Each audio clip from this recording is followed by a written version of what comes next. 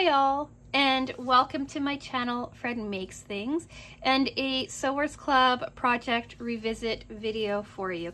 As you can see, we've got 3 things laid out for you. We're only going to be talking about 2 of them. That's the carry-all linen bag and the patchwork cozy cup carrier, but I wanted to give a nod to this little dude as well. I'm going to do this video in 4 parts. Be forewarned, now there's going to be a bit of a rant at the beginning of this video, a bit of an explanation, and then we're going to get into Sewers Club. So part 1, who is Sewers Club and why are we revisiting these projects, will be first. Then part 2 is going to be discussing the cozy cup carrier. Part 3 is going to be discussing the carry-all linen bag. And then part 4 is going to be final thoughts and sign off. I'm not doing like a heavy in-depth review of these projects. If you want, they are in a playlist at the end of my video. I will give you the link to the patchwork cup carrier when we get to that part. I'll give you the link to the carry-all linen bag review when we reach that part. So then if you just want to hit those, feel free to jump around in the timestamps, find what you're looking for, and be on your merry way. That is absolutely okay by me. But yeah, do take advantage of the timestamps that have been on the screen for you. They are also in the description box down below, and they are also as chapters in the video itself. So there's 3 different places that you can find the parts that you want to get to if you do not want to listen to my preamble. And that is where we're going to start today, with probably a bit of a rant, because I've already filmed this video, or this opening once, and it was just like 7 minutes of me ranting. So let's see if we can get it a little shorter this time. And then we will do a bit of a preamble, a bit of a rant. Then we're going to do a bit of the discussion on why we're doing these 2 things. Then we're going to do who is Sewers Club, and then we're going to get into the video.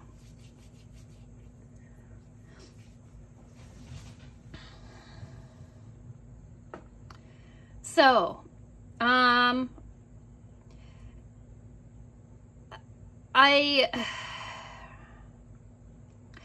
stressing the timestamps and all of the places that you can get to all of the parts in the video, because lately I've been getting a lot of people telling me, or a lot of comments, not a lot, but enough comments that it's been weighing on me, enough so that I'm going to address it here, about how I talk too much in the beginning and I need to just get to the point faster.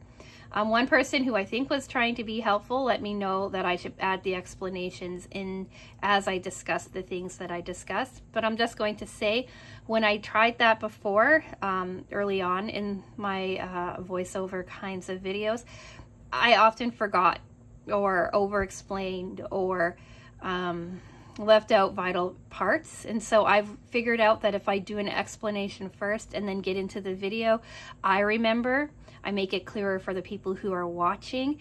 And then if you don't care, there are always timestamps for you to be able to skip to the point that you want to, if you don't care about the explanation.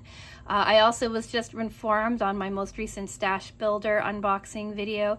Again, I'm not sure if it was supposed to be constructive or if it was just criticism in general, that it took me 7 minutes to get to the unboxing, which according to my timestamps was untrue. It only took me 6 minutes to get to the unboxing. I kindly let them know.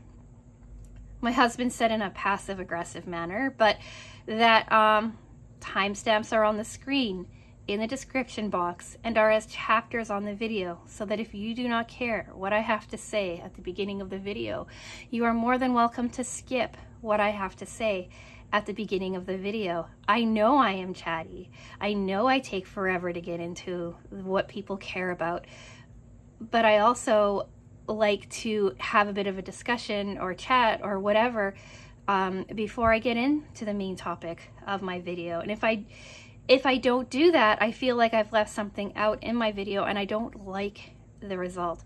Also, I find that some people who just jump into unboxings and reviews or whatever assume that you already know what's going on. And often when I'm searching out new things to subscribe to, like new boxes or new whatevers, I like having a description, an explanation at the beginning of a video. Like I watched this lovely lady in Australia do a pretty nice unboxing video of a fabric company that I was interested, or a fabric subscription box I was interested in. But she gave no explanation. She didn't say who they were, what they were, where they come from. She didn't give pricing. She didn't do anything. She just opened it, said, yep, these are the 3 different fabrics I have. These are the yardage that I got them in. I might turn them into these 3 things that I think she probably picked up the patterns from that same company. She might not have, but she was talking to people like she was only talking to the audience that had been watching her for a while. And I didn't know what was going on. I thought the fabrics were beautiful, but then when I looked into the box is like $200. So like, how is that helpful for me when like I'm trying to get into something and I don't know what it is? So that is why there's always an explanation at the beginning of my video. And that is why there will always be explanations and chat and discussions at the beginnings of my videos. And that is also why there will always be timestamps at the beginnings of my videos.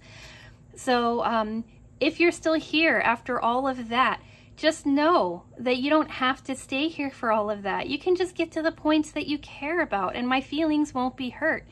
My feelings are hurt more when I click on a video and I'm told 7 minutes to get to the point. Stop explaining everything and get to the point. We don't care what you have to say. You are boring. Just get to the point. Well, the point is, there are timestamps, and if you just want to hit a timestamp, watch what you want to watch and go away. That's absolutely fine by me. If you choose not to continue watching this video, that is also fine by me. Feel free to just leave the video without letting me know that I put you to sleep.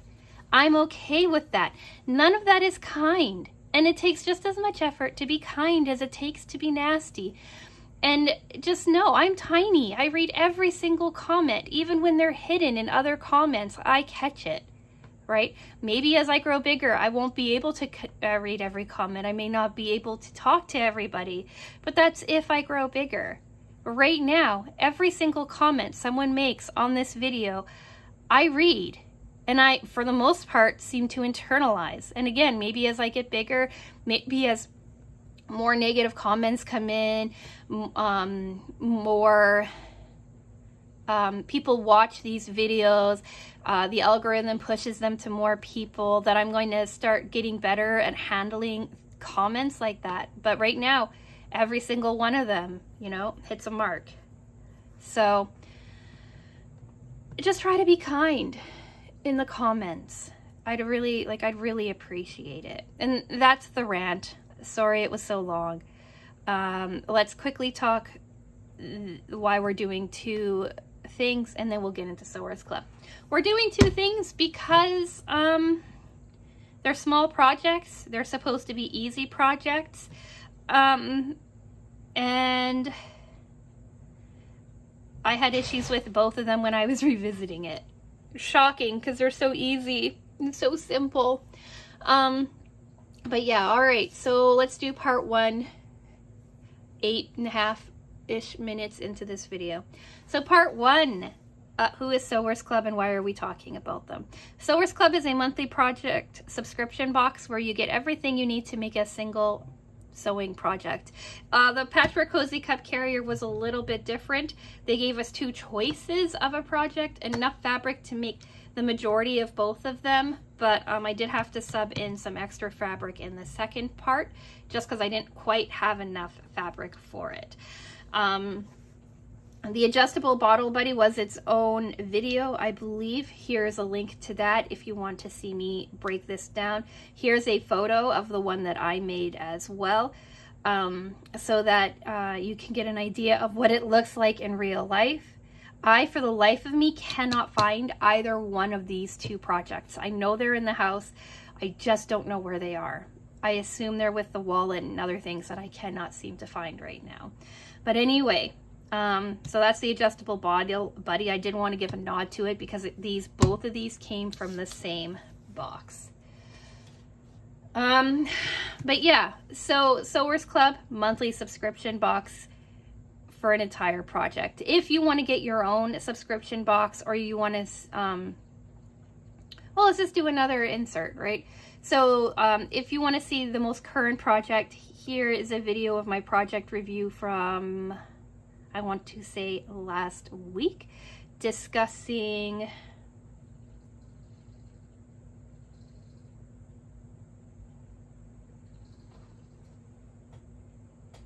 a book tote that I don't have in front of me. I thought I did, but they're not, I don't see it. So anyway, book tote. Again, a photo is on the screen for you. Yeah, and I wanted to let you know that that is what Sewers Club is. The pricing is around between $30 and $40 a month, depending on what you choose to do with it. And they're a Canadian company, which I enjoy as a fellow Canadian. There is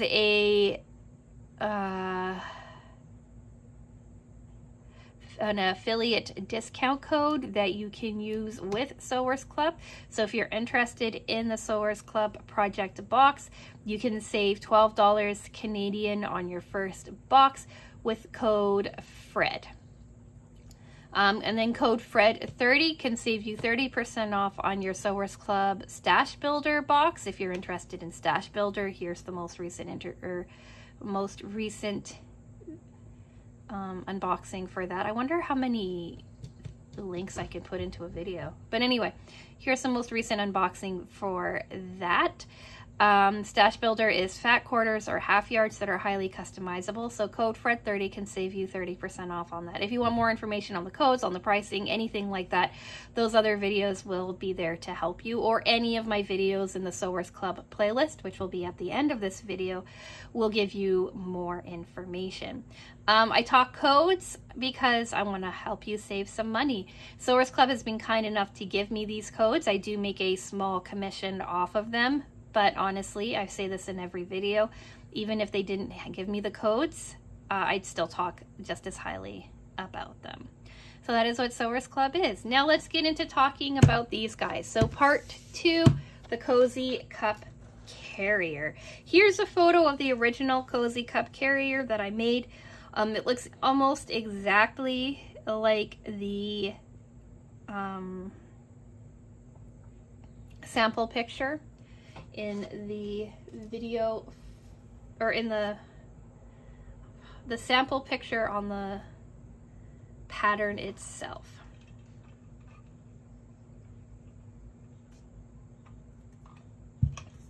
This came in the August 2022 box, I believe. I don't believe it was the last year box. I think it was the year before.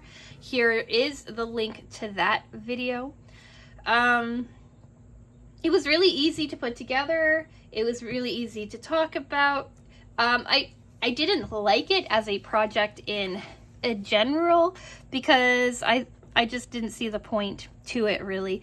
It's just a take on a cup carrier, like a cup cozy, but cup koozie. The thing that, right, the cardboard thing that goes around your cup, but they gave you a strap for it, and they also gave you a straw holder for it. So they kind of upgraded just a standard cup thing. I didn't see the point to it. I used it a couple of times in my egg chair, like I hung it off of one of the wicker pieces on my egg chair, and then I just hung out with it there and like took sips from it, but it didn't make much sense to me. It says it fits a medium cup, which I guess it does, and this was the entirety of the instructions, this whole back page here, and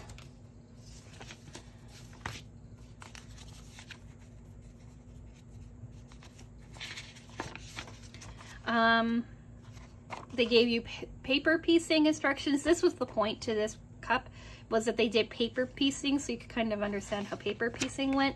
And then they gave you your 2 templates, your paper piecing template and then your aligning template. The paper piecing template, I have to trace out every time, right, because you use that up.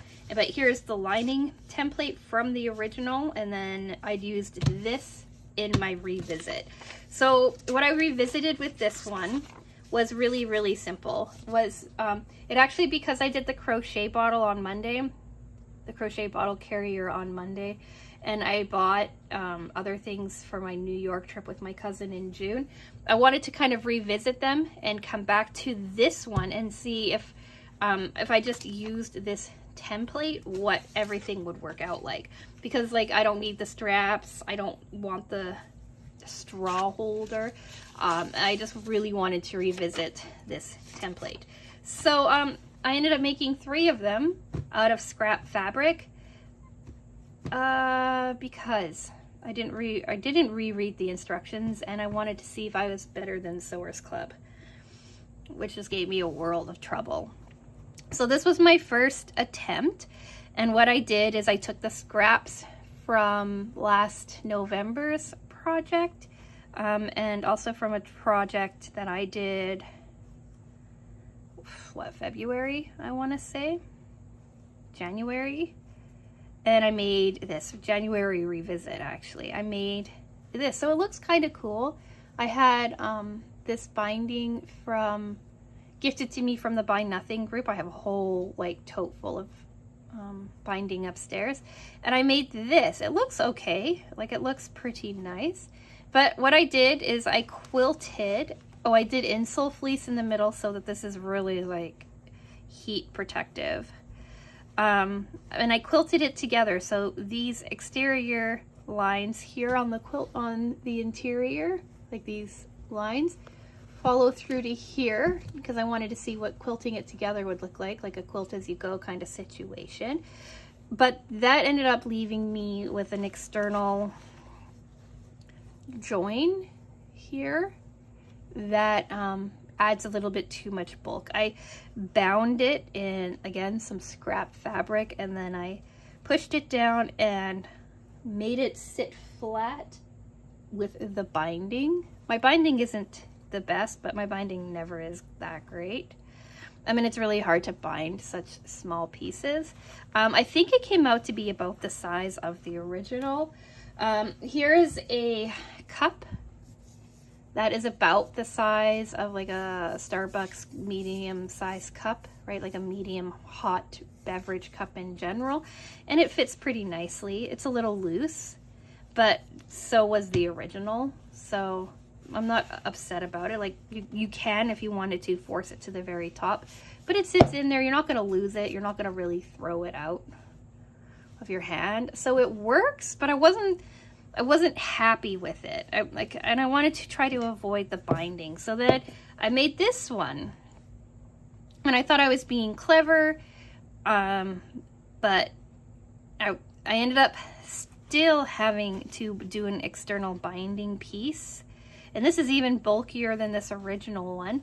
And without the binding, it's shorter, which I should have known, but I just wasn't thinking. These are also kind of reversible if you wanted to make them that way. All right. But, yeah, this one also fits.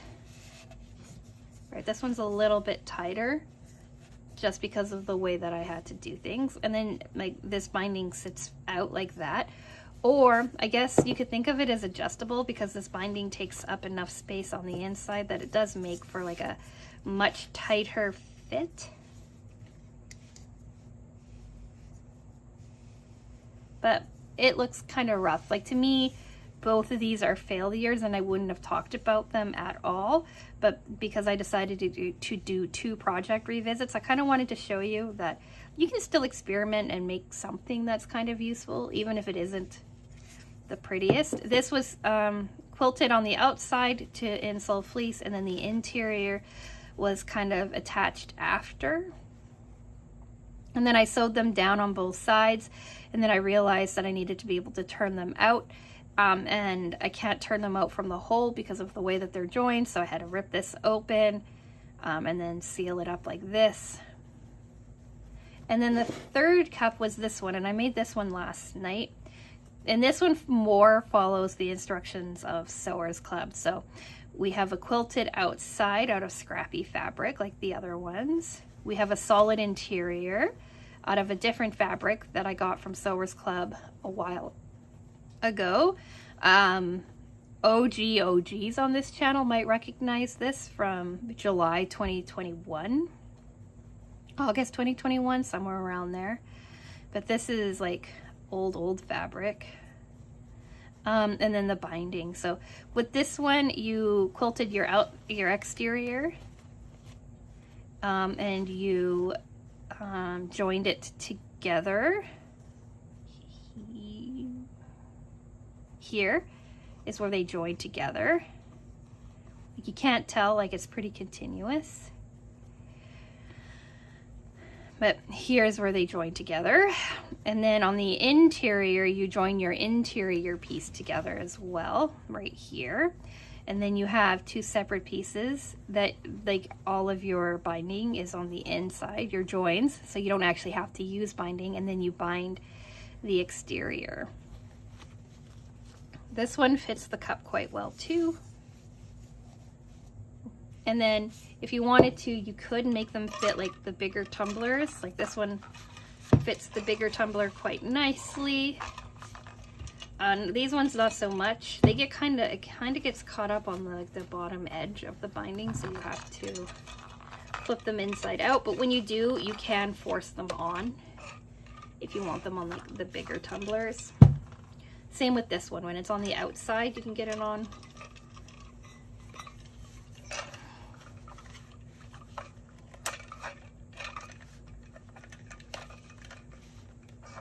Sort of, but it's much tighter. So yeah, that was it. I feel like I failed, and like I said, if I didn't have another project revisit to show you, I wouldn't have talked about these. But this third one is by far the best one, and it's the one that most closely follows Sewers Club. So got to give them props for knowing what they're doing, unlike me, apparently.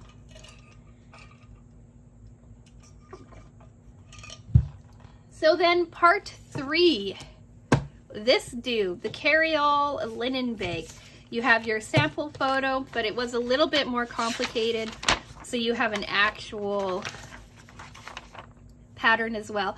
Now, if you've been watching, if you're new to my channel in the last couple of months, these might not look familiar to you because Sewers Club does booklets now.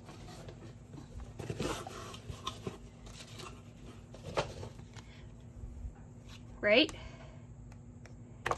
So this is what they look like now.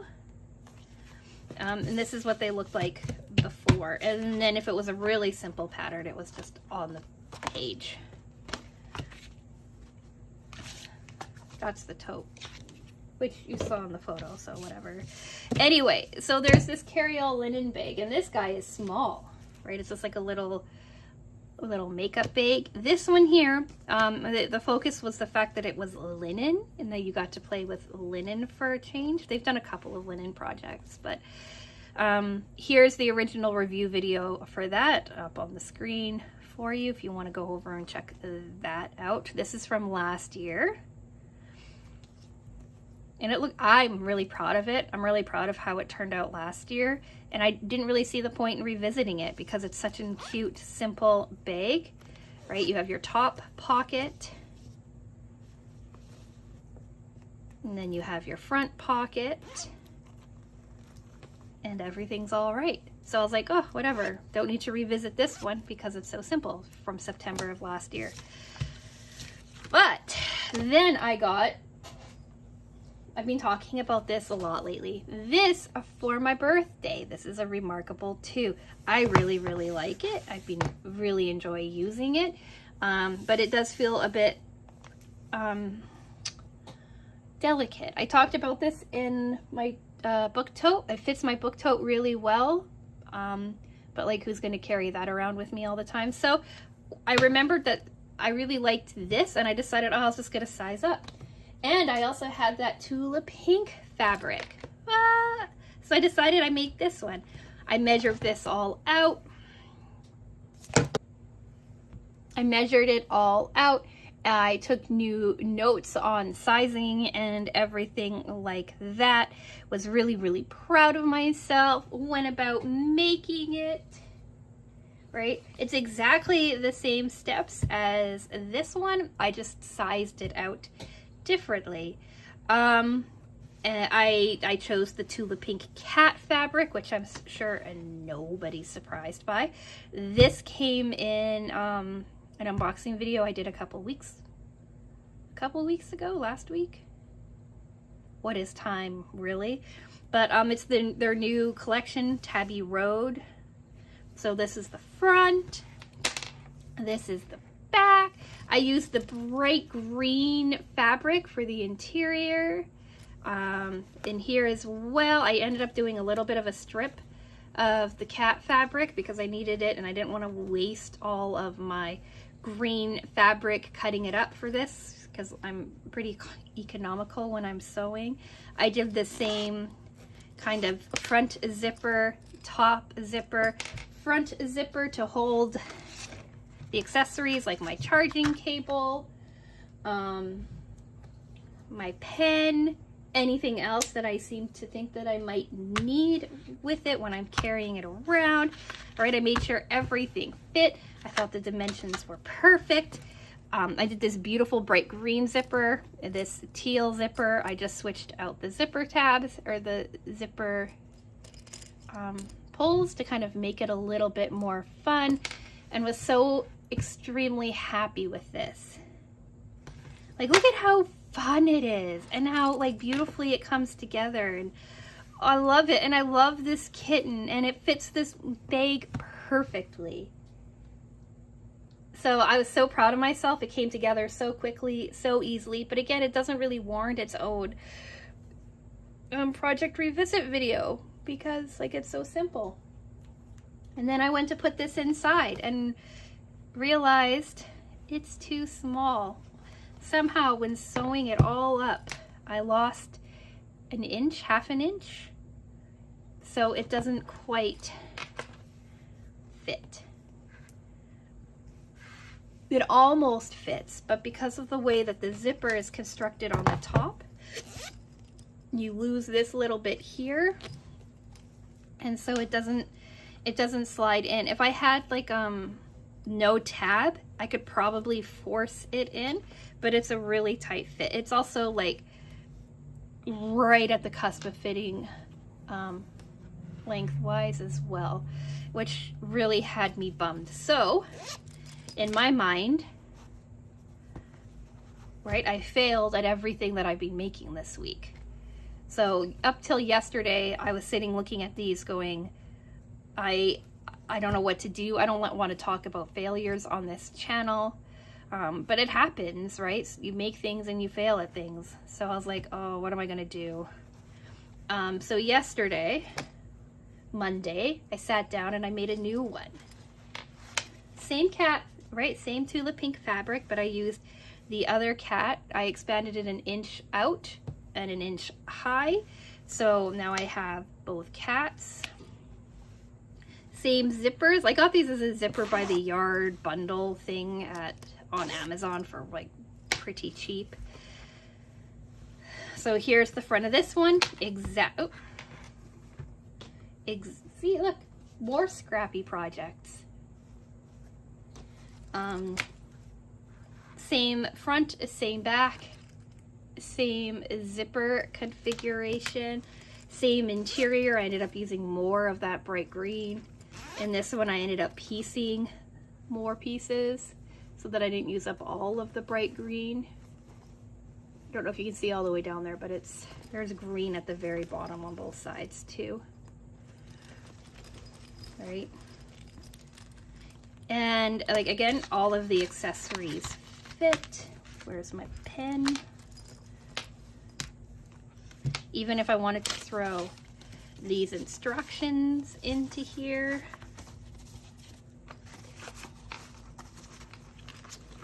right? Everything fits. And then this fits into the top quite nicely.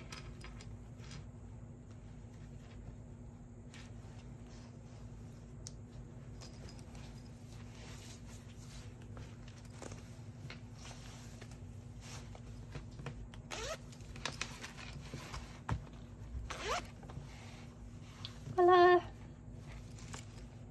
So I'm loving this. I kind of prefer the Curious Kitten, this one, a little bit more than the Spotted Kitten. But I'm happy to have both of them. I don't know what I'm going to do with this. I'm considering adding it to like a giveaway, or maybe throwing it into my Etsy shop, or keeping it, or I don't know. I don't know what I'm going to do with this guy yet. It holds patterns really well too. Not that I need another pattern holder.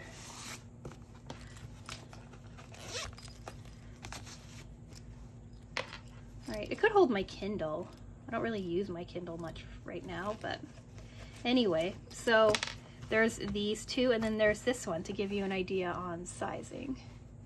So it started with this, but because this pattern was so beautifully written, you could size it up however you wanted. I kept the zipper tabs the same size.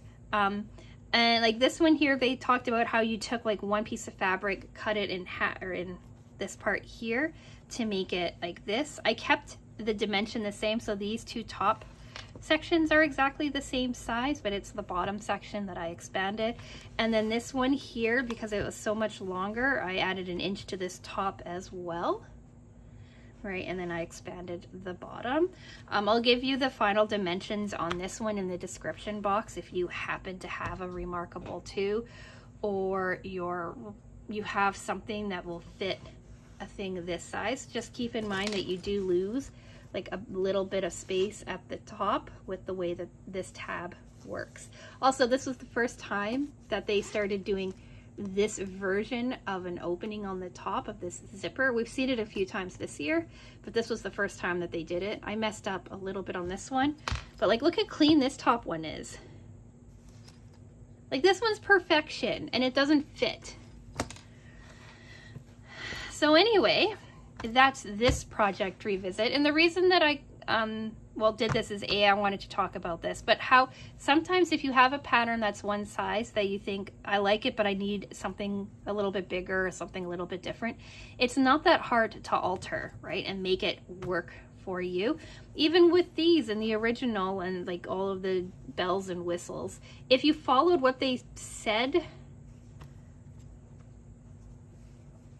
and just went with what they said, and you got rid of the bells and whistles, right? Like the straw holder and the bits and bobs on the top. This is a really good little pattern too. And then with this guy, it's fully adjustable and stuff. I didn't like all four things, like two straps hanging on of it. And I have it, I don't know where it is, and I've never used it. So when I do find it, I'm probably going to give it away in the Buy Nothing group.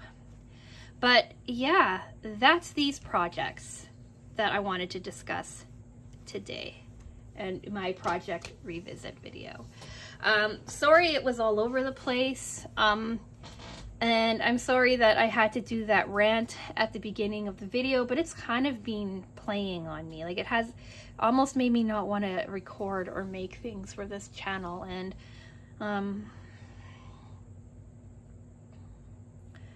that's not a fun place to be in. So hopefully to the people who are still here, you didn't take any offense to what I said. I didn't mean it for my original or any of my regular commenters. To the people who watch my channel regularly, it seems like it's just interlopers who come in and then come out and don't really care. And I think people have gotten too comfortable in being like anonymous online and thinking they can say what they want and then move on without any consequences.